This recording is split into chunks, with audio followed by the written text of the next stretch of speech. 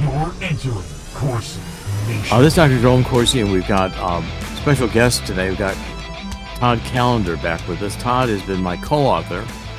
We've been good friends for a long time now, and we are working together on this port in Chile. And we're going to take this broadcast and talk about it's called CopiaPort E, and we'll talk about it. Chris has got some things he's lined up, and as we go forward on it, we can talk about it. But Todd, welcome back.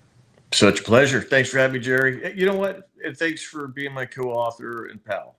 Well, we're just getting started with things we can do. Yeah, that's right. We're just getting started, and we're going to win some battles here that nobody expected we're going to win. And the one we're going to talk about today is one we're going to win that nobody expected we would ever win.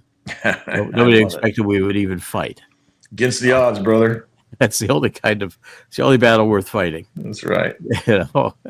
You gotta feel down and out and losing. Otherwise, the battle's not worth paying attention to. We'll win the others. Yeah. By themselves. Okay, so this CopiaPort E, and Chris, if you can show maybe some of the geography or one of the slides we can get up there. There's even a CopiaPort E site there. There we go. Copia COPIA port -E, like an echo. It's an echo port. It's an ecologically sound port. Boy, is it.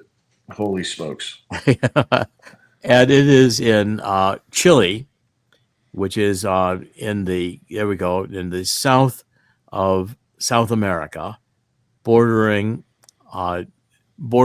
Argentina on the Pacific. Okay, and this port is a deep water port. And Todd is CEO of the Cotswold Group, that's COTSWOLD, in Nassau in the Bahamas.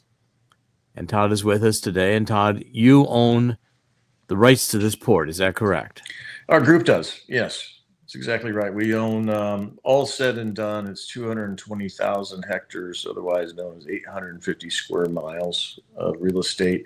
The area, the estate is known as Hacienda Castilla, and it includes an 8-kilometer-long peninsula that sticks out into the Pacific Ocean. It's a geological anomaly because it's got a deep water lee side, and it acts as a natural breakwater to the prevailing winds and currents, such that we would be able to accommodate multiple aircraft carriers or China Max-sized vessels without any dredging whatsoever, which makes this really a gem of the Pacific. It's highly unusual. There is no other port project or existing port like it for the features that it enjoys, including 2 highway passes going directly to Argentina with a very low grade. Makes it easy for trucks and trains to go over directly to the food supply of Asia that sits in the Cordoba district of Argentina. Now, you've been trying to get the federal government, the government of the United States, interested in this for some time, going back to the Biden administration and before that, even long before that. Yeah.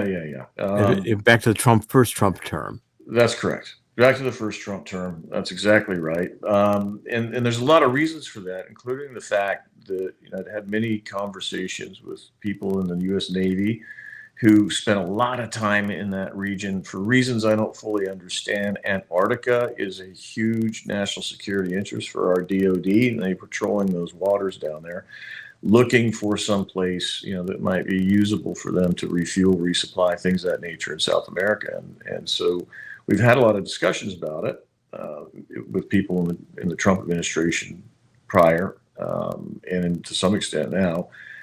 And at the same time, other nations recognize its value as well. So it's not an unknown quantity.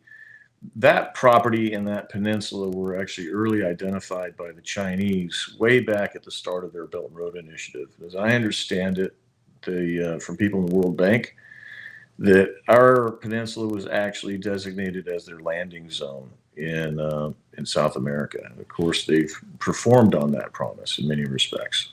Okay, now for China, and so China actually has a memorandum of understanding to buy this port from you. Is that right?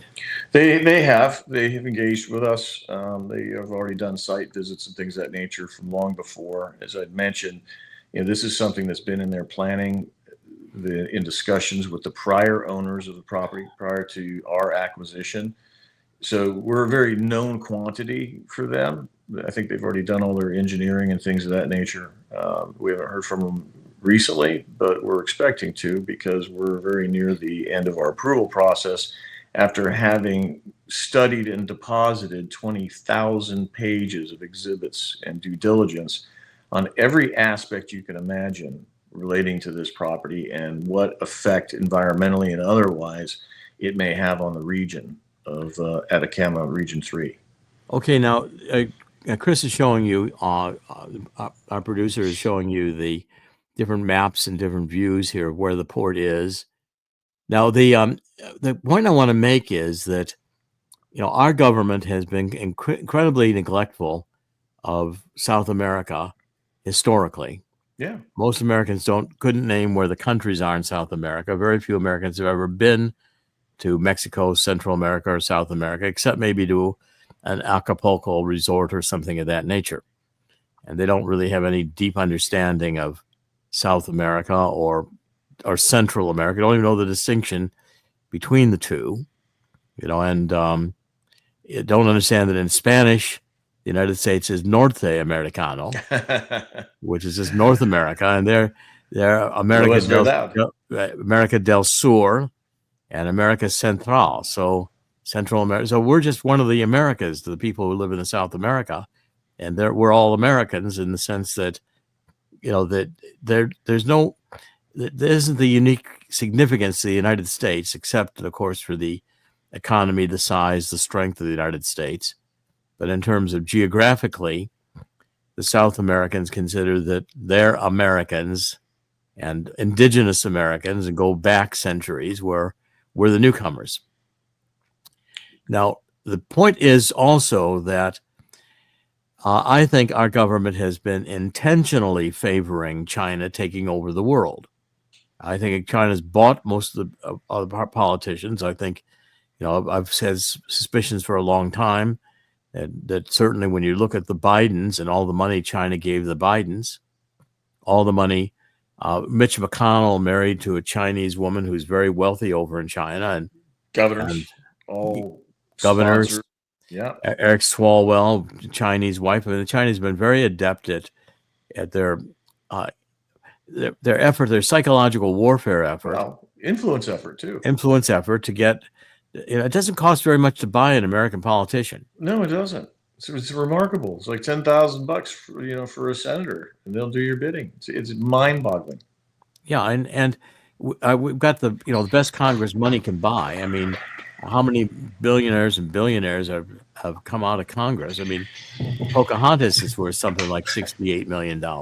Yeah. They go in with nothing. They come out with everything. How's that one work? Oh, and they exempt themselves from insider trading laws. Right. Well, in fact, they've got all kinds of insider trader information simply from the regulatory hearings and all the other things they do with business leaders. And the business leaders are there all the time hiring K Street lobbyists and getting their interests represented. And there's money flows. And if it doesn't flow directly as money, it goes through baseball tickets and meals and trips and all kinds of other things. Having said that, Jerry, I think people should understand, for U.S. citizens to do those very same kinds of things is a crime. The Foreign Corrupt Practices Act applies to me, but it doesn't seem to apply to them. So I can't go and spend money on politicians abroad. I can't go bribe people. I can't even do them any favors. But for our Congress, that seemingly is a different story. Yeah, where Congress, it's bribery, starts here. Yeah. And in fact, I think a lot of people run for Congress on the idea they're going to get rich from it.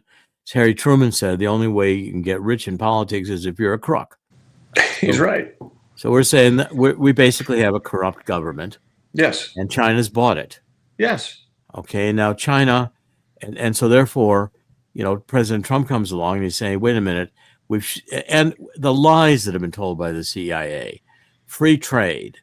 It's going to be free trade. We're not going to have any trade barriers. Well, it's complete nonsense, because Europe puts all kinds of value-added taxes on anything we bring into Europe, or That's right. import duties. Import duties, all kinds of import duties, all kinds of charges for us to get our goods in there. That's right. Okay, where their goods are made to be undermine the U.S. market.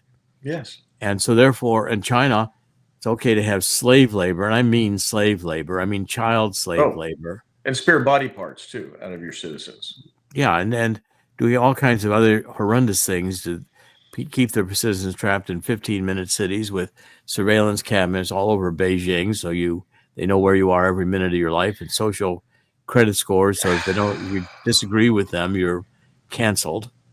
Jerry, but we don't care about any of that. Let's be clear about this, because that is the model for the whole world, right? That is what Agenda 2030 sought to achieve, was the entire world becoming effectively a Chinese communist enterprise.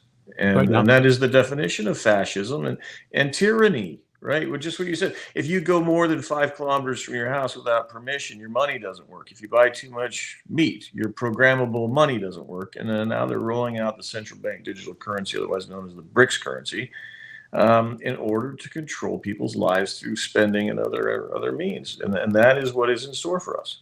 So we're looking at this E-port, the Echo port, and that's the peninsula. Yeah. That's the peninsula. You can see how it really creates a very safe kind of harbor structure, yes, which is 30 meters deep. Right next to the shore. Right next to the shore. And so this is a natural deep water port. Yes. This has to be developed. And the next one up, by the way, the next nearest one up, was $3 or $4 billion worth of dredging. We have no dredging cost. Yeah, and the Chinese own that one too, by the way. They own the port in Peru. They just bought into it for Costco, their big Chinese government shipping company, invested $1.3 billion for majority interest in this Chancani port, which is a port in Peru. Okay, and it has constant dredging and et cetera. And it does not accommodate these 24,000 TEU. That's a TEU is a 20-foot equivalent. It's how they measure a container. So a ship that can contain 24,000 containers and also has dual capacity for liquid natural gas. These are the biggest cargo ships in the world, and China operates them. Yes, they do. Now, China can get these China Max cargo ships into Copia Port E, but they can't get them into the port in Peru. Exactly. And they can't get them into any ports on the eastern side. They can't get them through the Panama Canal. And if they can get them into Copia Port E, they can save 15 days sailing time and improve the efficiency of getting their food from Argentina by 800% minimum. And if China doesn't get the food from Argentina, their population could starve. Yeah, that's right. Only 17% of China is arable land. It's not enough for them to feed their own people. So their food supply is primarily in Argentina. They used to get some in Ukraine, but as you can imagine, crops aren't doing so good there right now. Yeah, and Ukraine was the breadbasket of a lot of Europe and a lot of Asia. Yes, and it's now sailing through the Black Sea is not real possible now when Russia's controlling the ports and the Black Sea with its military. Ukraine doesn't have a navy, doesn't have a naval military. And so therefore, yes, Zelensky can send a missile every now and then to hit a Russian ship, but that you're not going to do a lot of grain shipping out of the Black Sea if Russia is not in favor of it, and Russia is not in favor of it right now. Yeah, that's right. Okay, so if China gets, and the other thing, if you show a little bit more again, Chris, a map of South America, China is interested in developing this bi-oceanic corridor. Now, if we see the South America from Brazil down, and Chris, if we can find a map like that just to put it up, just even something from Google Maps, anything, you can see that Brazil, which is probably the largest geographical country in South America, and the most territory. It has a wide coast on the Atlantic Ocean, probably more Atlantic coast than any other country. And by the way, Buenos Aires in Argentina, the ports in Buenos Aires are inland ports on a river. So, okay, there's no you can see those red arrows. Those are the ports in down on the right-hand side. Those are the inland ports in Buenos Aires. And so what China is going to do is, for about 10 or 15 years, Chile, Brazil, and Paraguay have been talking about, and you can see Brazil, Chris, kind of with your cursor, you can show where Brazil is, you can show where Paraguay is, you can show where Chile is. They've been talking about building a bioceanic corridor that would connect the Atlantic Ocean on the coast in Brazil with ports to CopiaPort E, and it would be both a rail and a highway corridor. The highways already exist. What Highways they exist. announced recently was the you're right, the rail part. Well, the rail part is important because, and the trucking is good too, because now the cargo traffic internationally is what they call intermodal. In other words, the cargo itself, the cargo container, these TEUs, these 20-foot equivalents, are able to be picked up by a crane and set on the backside of a truck that is designed to carry cargo containers. It can be put on a rail car and shipped by rail. Much more efficiently. Yeah, and you can stack a bunch of them on rail. That's right. Okay, so in these ports, you see these big cranes. You'll go by the port in Newark or the port in Long Beach or Los Angeles, any of the ports that are major ports in the United States, all these cranes dominated. Well, the cranes are there to put these cargo containers, these 20-foot equivalents, onto cargo ships and to take them off. And that's where the goods are, and that's how they're packaged to be shipped internationally. And intermodal means that once China gets the bioceanic corridor, they've got a land alternative to the Panama Canal. Now, why is that important? Well, because the Panama Canal was built in the 1890s. It was this is a Theodore Roosevelt project. I mean, That's right. He started it out. Theodore Roosevelt came into presidency in 1900, I believe, when McKinley died after being assassinated, and he was rushed into the White House, and he picked up this project to build the Panama Canal. Okay, now the Panama Canal, by today's standards, is old. It's not going to handle these maximum big size Chinese can't. There's no way it can. Yeah, it's not wide enough. It's not wide, and the idea of redoing the Panama Canal is like a nightmare because you have to take it down to redo it. And that can take 10 years and dredge it. And it could take 10 years to widen the Panama Canal. You'd be almost better off to do another one. Well, they are in Nicaragua. Yeah. So, I mean, this whole idea of Atlantic Pacific transit, which is blocked by Latin America, which has no sea passage, this narrow kind of peninsula-like corridor that ties together the countries like Guatemala, Honduras, El Salvador, all these countries of Central America into South America. There's no water passageway from the Atlantic to the Pacific. So you've got to come through Central America, and that takes an enormous amount of digging, dredging, all kinds of other things to get it to work. Or go all the way around by Antarctica. Or go around the Cape. Yeah, it's a long ways down there. It's a long ways. Okay, now, so if China controls CopiaPort E and the bioceanic corridor, China owns South America. Yeah, because also at the end of the day, let us not forget that 90% of their copper and rare earth minerals come from Chile to China. Chile is the largest producer of copper in the world is Chile. That's right. 90% of it goes to China. And there are other rare earth minerals there. They just found a deposit of lithium right near our property. There is mineral wealth on our property. We know that. And so the point of which is, Jerry, to your point, actually, my sense is that in some respects, the Chinese already own South America.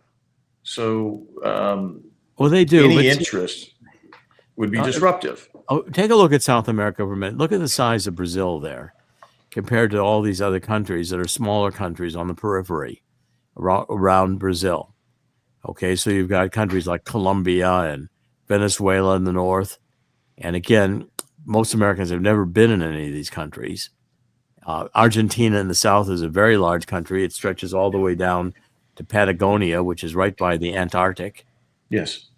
Okay, and it's a long country, but it also has one of the best, most fertile areas in South America.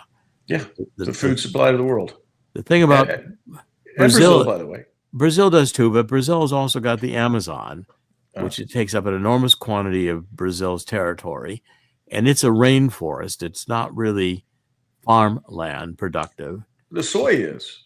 The soy in Brazil is top shelf, 50% protein content, as I understand it. Yeah, but I'm saying in general, it's not like the land you need in Ukraine to grow wheat. You're absolutely right. The grain, to grow wheat in Argentina. Argentina, it's a different climate. And the soil is different.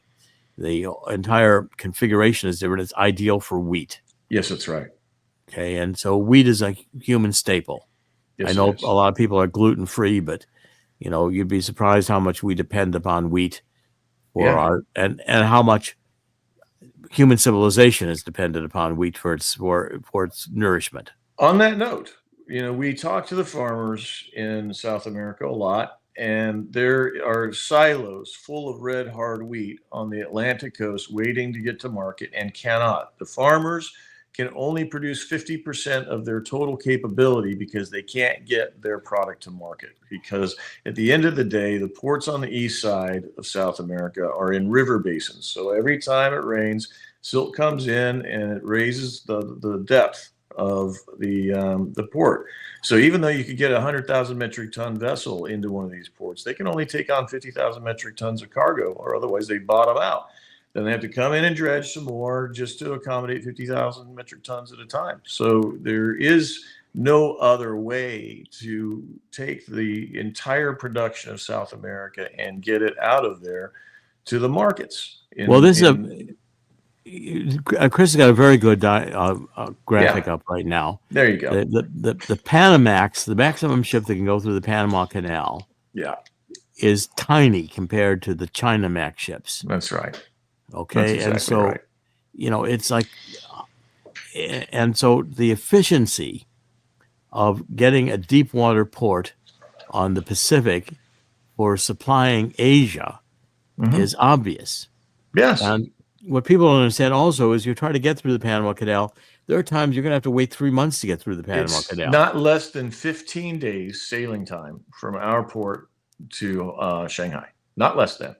And it's going to be added probably 2 weeks if you have to go around the Cape. Yes, at least. Or 2 weeks if you come through. You're lucky to get through the canal in 2 weeks. That's right. Usually there's a 1 month waiting period. You go down to Panama and you see there are boats everywhere anchored off, waiting for their turn to go through the single lane canal. It's not a two-way highway. One ship at a time goes through this canal. Okay, now the other thing about the Panama Canal that people don't understand is that the level of the Atlantic and Pacific Oceans are not the same. That's right. That's right. So you've got one ocean. I think it's the Atlantic. The Pacific is higher, 50 feet higher. The Atlantic is lower. The Pacific is higher by about 15 feet. No, I think it's 50, 50. 50. Okay. Now that's a lot. Okay. That's a lot. That's a lot. A human being could be maybe 6 foot tall. They're talking about 50 feet. Okay. 5 stories. 5 stories. Okay. Now, what you have to do when you go through the Panama Canal is if you're coming from the Atlantic, you go through locks. And the lock means the ship is put into and it's locked in. The gates close. Yeah. And then they pump water into it to raise it up to the next level. And then the gates open up and the ship sails into the next lock. That's right. And so they have to do this a series of times to get the ship to the height where it can sail in the Pacific. That's right. Okay. And it's reverse if it's coming from the Pacific to the Atlantic. It's exactly right. And in the meantime, if there are any droughts in Panama, the lake in the middle is too shallow to navigate. And so therefore you've got all these variables, which could mean it's going to take you're lucky if it only takes a little bit of time to get through the Panama Canal. Right. And even when you're in the canal, it's not like you sail right through. No, You got to it's a process. laborious process, very laborious. And tractors costly. on each side that have to pull the ships through the very narrow gaps. It's a phenomenal engineering feat, but it's outdated, as you said. It's outdated. It's old. It was made, at best, it's going to be in the early 1900s that this thing came into operation. Yeah. I mean, I'm pretty sure they didn't have 100,000 metric ton vessels, back in those days, but they made it pretty close to accommodating those. And by 1910, 1920, we were still, I'm sure there were still ships with, sails and masts. Steam. Yeah, sails and steam. Sails and steam. We didn't have, first of all, look, the initial sailing across the world was sails, and then steam came, and then coal came, and it was Churchill's era when oil began to dominate international shipping.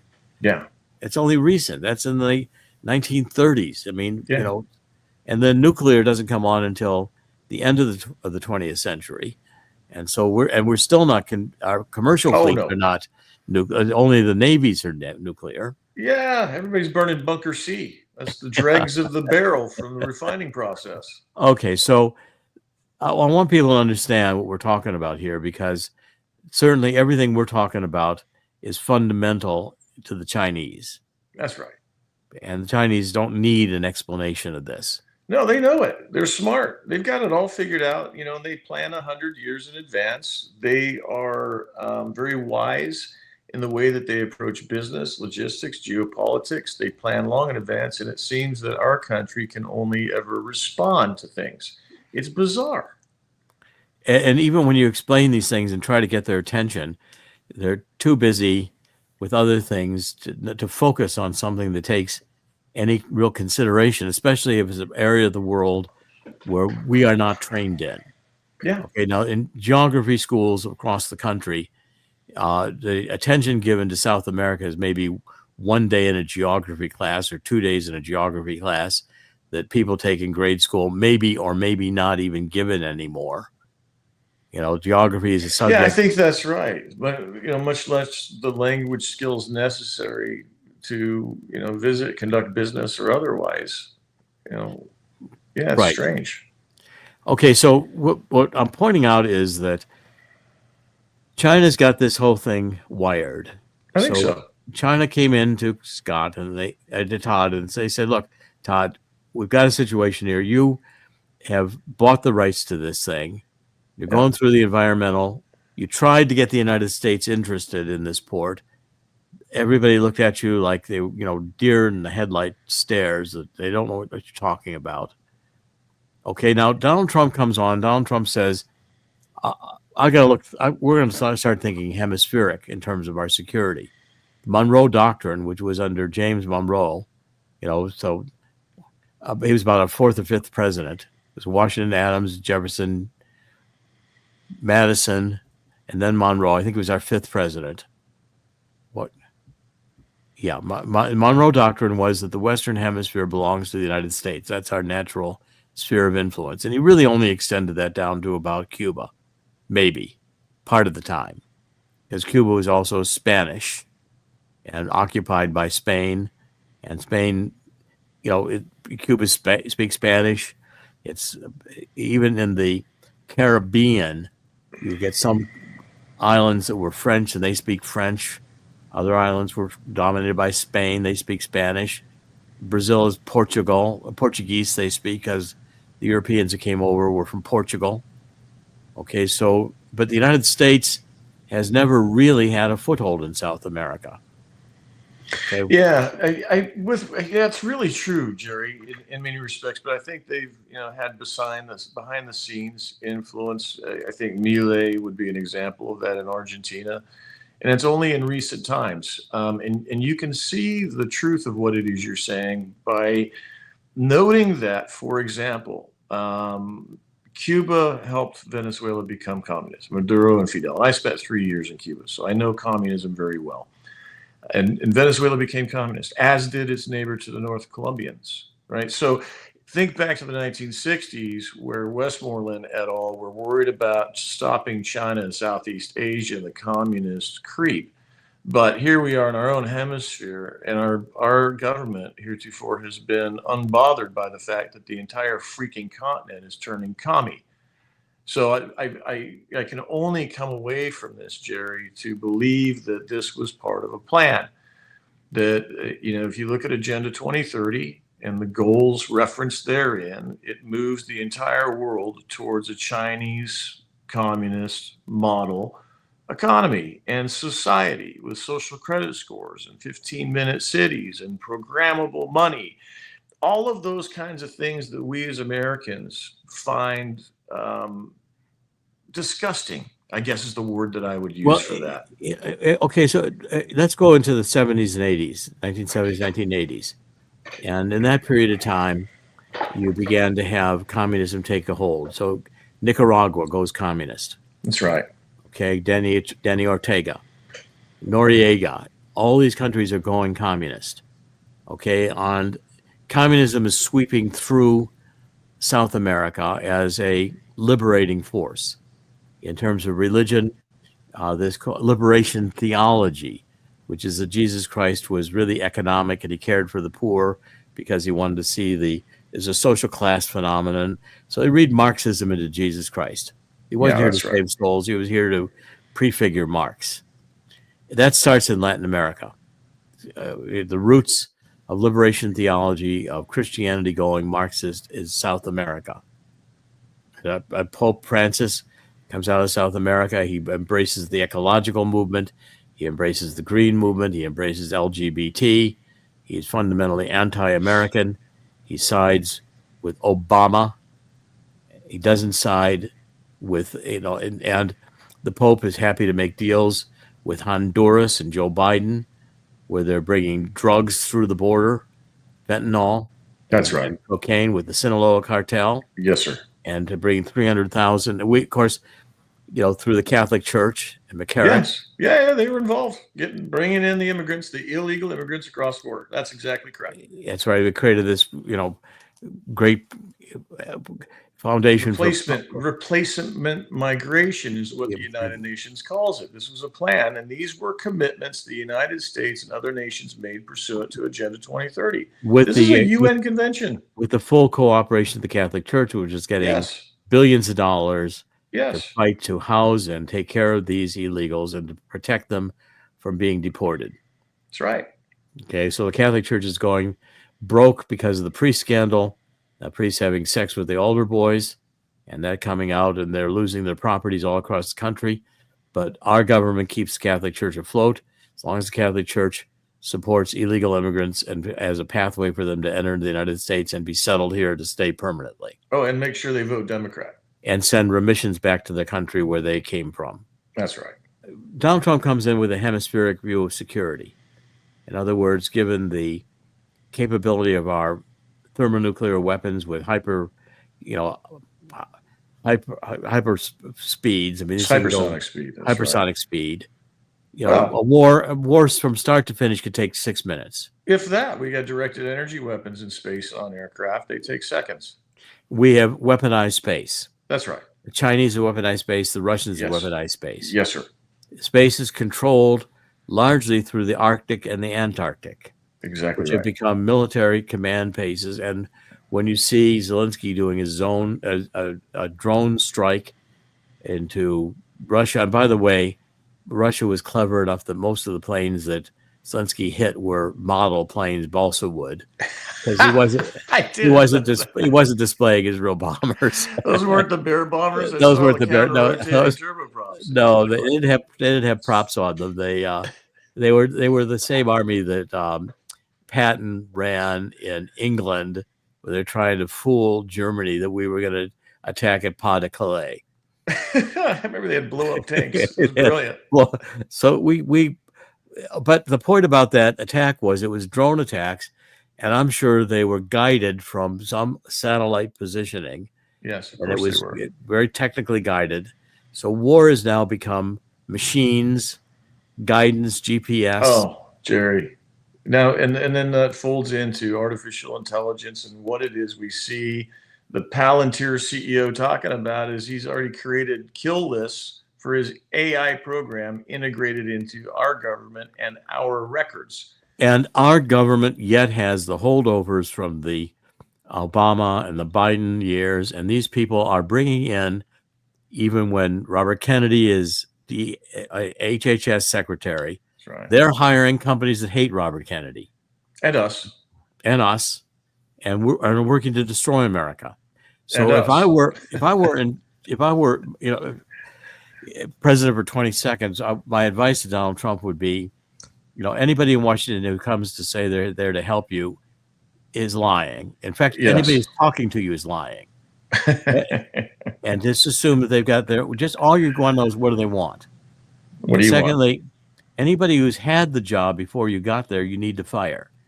Absolutely. So legacy employees are working for themselves, they're not working for you. Yeah, that's and right. They don't intend to work for you. They view you as temporary. You'll be gone. Ah, They'll be there. see, this is the permanent bureaucracy is what he faces. Yeah. And they'll just wait for him to be gone. Yeah, that's right. And all the time, they'll just kind of do nothing but their jobs and try to keep their heads down and not be That's noticed. what they did last time. And they survive, and you're gone. Yes. In the meantime, they subvert you and they tell you things that are, and if they're working for the Chinese, whom they trust more, they're the Mandarins, they're the class that's going to be there just pushing the pencils. And you need the Mandarin class in a controlled society. Well, look, we have to respect what it is that they've done, Jerry. I mean, I don't like it, but we have to respect the fact that they've been so effective at their ability to acquire the U.S., whether that's through the politicians or the farmland or giant companies. All of it has been very carefully orchestrated over a really long time, like 100 years or more. And this is the point I don't understand. How can they be so visionary, so brilliant in their planning, and tenacious in achieving their goals when all we ever do is react? Well, like and that seems like a paradigm, like a controlled paradigm. The first thing that Mao does is he comes in and he's got the Great Leap Forward, and they kill millions of people. Of course, because they were a problem, like us. Cultural revolution, kill millions of people, destroy the culture, destroy the traditions of the country. Okay, and then get the psychological propaganda program where you indoctrinate the people, and they all run around with their little red books, and they're all DEI and all the other things we do in this country, which is indoctrination. Okay, so now the setup is that so China's now ready to move in for the kill on this port. I think so, yeah. So on May 14th, Chilean president Gabriel Boric goes to China, meets with Xi in the Great Palace, which is a big deal, and they have the fourth ministerial meeting celebrating their 55-year anniversary of diplomatic relations. And the day before, May 13th, the Brazilian president was there, Da Silva. He's celebrating the 50th anniversary. Okay, now, and then suddenly, May 29th, you start getting two of the final environmental approvals from the Chilean government. Finally, that's coming through. They've only been working for about a decade. And now another 6 on top came in. Those 6. So how many more do you have to go? 3? 5. Well, those will come in too. I suspect so. I mean, the reality is this: we spent many millions of dollars, many years doing this extraordinarily robust environmental application process with 20,000 pages of exhibits of science and due diligence, and without reservation. Everything we did was accepted. It went through 3 rounds of analysis, and with no gigs effectively. So if there was ever a dispute as to why it wouldn't go through, it would be purely political, not scientific. Yeah, you had it down. You're going to be, and you even have an indigenous Apache tribe here that is part of the mix of this ownership structure. That's right. That's correct. We've worked with, and so that gives another level of protection, as it were, to the whole project. because you don't want to hurt the indigenous people. Well, they can't. Chile is bound by its negotiations in terms and observance of the UN Declaration of Rights of Indigenous Persons. Right. The last phase of our environmental application was an indigenous consultation. In other words, the government had to go talk to the other Indians. I am a Chiricahua Apache, by the way.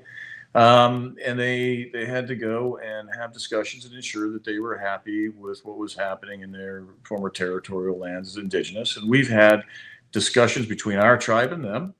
We're all indigenous. We're all in agreement. This is good for everybody. That was the last thing. That was the last part of our application to the Chilean regulators, and it came back positive. Everybody wins. So there's really no reason for any rejection unless, of course, it was political. And we don't really expect to face those headwinds, given that it appears to me that the Chileans would really like this to go to the Chinese. And I understand why they would. Who wouldn't? They're their biggest trading partner. And where else in the South America is the U.S., just as you indicated? Nowhere. Well, so, okay, and then the culminating factor here is in July, Xi is coming to Brazil in order to participate in what is the meeting he's coming for? It's the celebration of the BRICS launch, as I understand it. That's right. The currency, their crypto central bank digital currency, which is, of course, programmable money that they're going to kick off as a competitor to the U.S. dollar. They want it to be the new world reserve currency, and they're effectively replacing the SWIFT system amongst other means of transmitting money with this cryptocurrency that they can program, turn on and off. So they don't like what your policy is. Oh, so sorry, that $1 million you just got paid, or million, whatever it's going to be called, digital yuan. Sorry, doesn't work. Okay, well, so everything's being set up so that when Xi comes to Brazil in July for the BRICS meeting, he can make an announcement that China has gotten this port, and they will be pressuring you to exercise the MOU before the end of June. That's speculation, but it's reasonable speculation. It seems to me timed, and certainly the dates fitting together make that highly likely. I suspect so. Well, and to your point, Jerry, I don't think anybody's environmental application has gone through the system as quickly as ours has. Well, I think it'll be almost impossible for for it to go through this quickly. And, yes. And so, if Xi is coming into the Rio BRICS Summit in July 2025, he's coming here to make it announcement. He'll do it with the port in his back pocket. Well, I think so, in so much that they've already discussed and disclosed that they're going to run their bioceanic rail to Copiaport. Our port is named after that nearby city in that region. So it's coming through one of the two passes in front of our property, the San Francisco Pass in particular, as I understand it. So, effectively what they're saying is, oh, by the way, we're running a rail to, the peninsula, which we don't yet own, but will. Instead of the United States Navy operating out of the CopiaPort E and being able to establish our strategic position in Antarctica with the Navy, we're going to lose that, and we'll have to deal with China to deal with Antarctica. I think that's accurate. If this comes down, China has one of the last pieces in place that it needs in order to have world dominance. Let us not forget that the Russians built 7 nuclear-powered billion-dollar vessels, icebreakers. 5 went to Antarctica, 2 went to the Arctic. So the reality is the pot of gold is on the south side of the planet, and everybody's racing for it because the Antarctic Treaty expires in 2048. They're all down there now. There's actually a bank, with like retail outlets now in Antarctica. They don't talk about it, but it's there. There's a lot of people who live down there now. Yeah, I mean, the first time I flew over the pole, it was a big deal. And there was nothing it was only in the 20th century that we really had explorations reach the North and South Pole. Mm-hmm. It was still when I was a kid, it was a big deal that the explorers got there. Yeah, at all. It was a big deal that, Admiral Byrd had gotten there. And today, I doubt very many Americans even know about Admiral Byrd's expedition and Yeah, how Operation High Jump, that one, where he got chased out. That yeah. one. Okay, sure. I guarantee And you're so, right.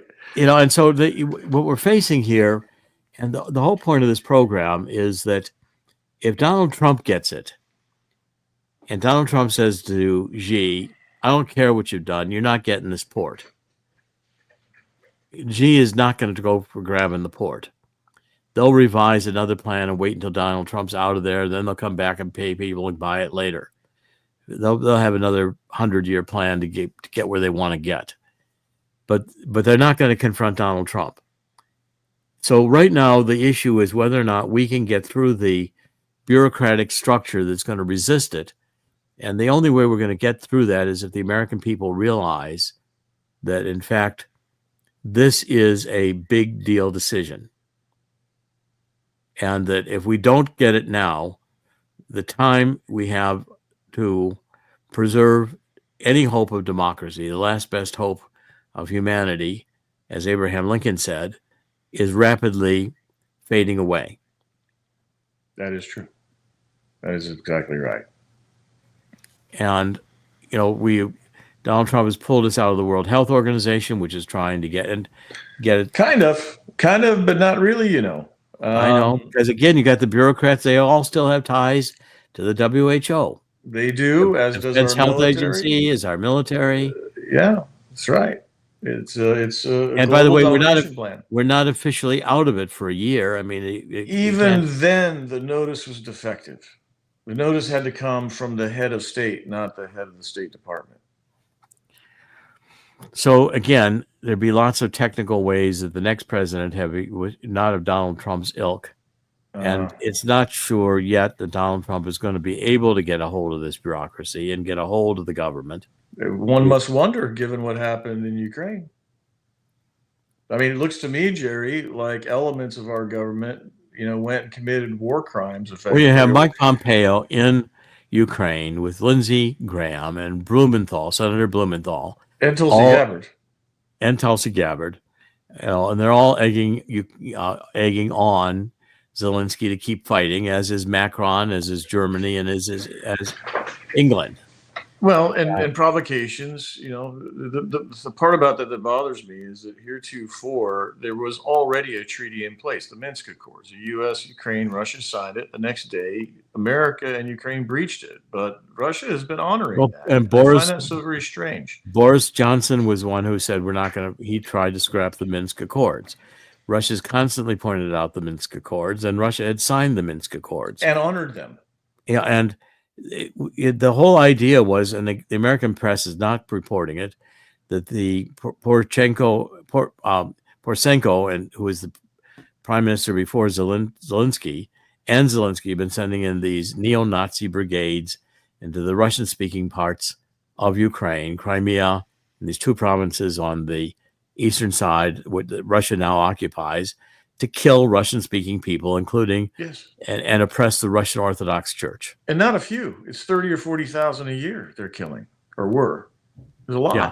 It was a decimation. And those people cried for help and said, hey, please, somebody stop this. And Russia, by the way, which claims and is recognized Ukraine as a territory of Russia, exerted a police action under international law to go and protect its citizens. That's why they call it a special operation. They don't look at this as a war. They look at this as a civil territorial problem. And now Trump is going to welcome Merz into his office, the Oval Office, and we wonder what that conversation is going to be. And Merz is 100% now supporting Ukraine to continue the war. Well, I'd like to understand why that is, when there was already an agreement in place that we breached. Why did we breach that? What is it that they seek to achieve? I don't understand. And if somebody had a good explanation of that, I'd like to hear it, because I'm open to understanding this, but I don't understand it. Well, I think we've covered this pretty thoroughly, and I'm going to try to get this video embedded in several different places so people can have a chance to really understand how important this is. And we're going to do everything we can to try to prevent this port from going to communist China. But it's going to take the American people demanding and understanding what's at stake here before the bureaucracy is told to stand down. Well, I appreciate your efforts to do that, Jerry. But I have to admit to you that we've done our level best to make this available. It's a value to anybody, and at the end of the day, we're in business. And if nobody else decides to step up, there are other countries interested. Then it's going to go to whoever it has to go to. Well, look, when you get your environmental approvals, Chile is going to expect to be spending about $150,000 a month to develop this thing.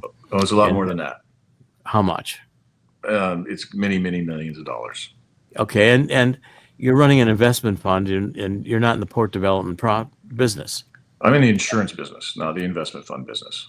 Yeah, This happens to be an asset that we own. We own assets all over the planet.